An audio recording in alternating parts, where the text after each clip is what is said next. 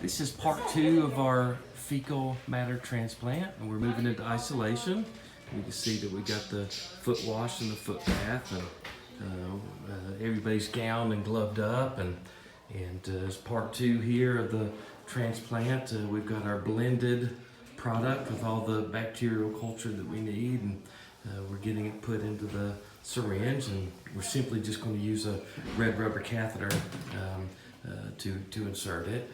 And we're going to pour out the remains of it, and we want to apologize in advance to Dora, because we're using paper cups, and Dora's about to get covered with some of our transplant material here. Sorry, Dora. Hola.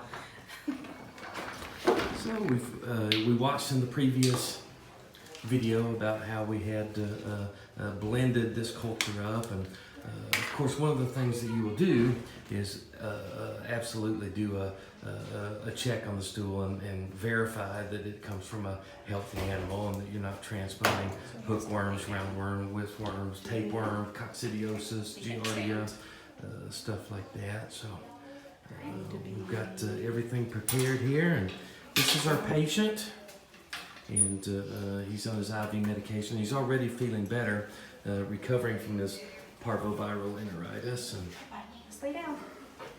Lay down. Yeah. Or lay down. Lay down.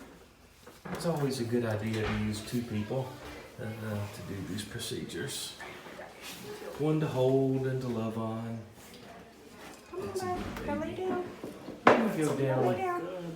Good boy. in the sternal position. There we go.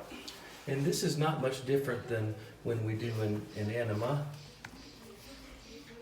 We simply just take the bacterial culture with a lubed tube. It's okay. And it's that's the only little bit of discomfort is feeding the catheter in. And we just transplant good bacteria from a healthy pet into the diseased patient. In this case, we have parvoviral enteritis. And the bacteria will start to flourish.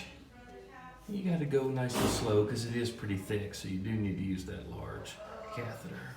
But this will very quickly help him recover and hopefully prevent any long-term complications from parvoviral enteritis.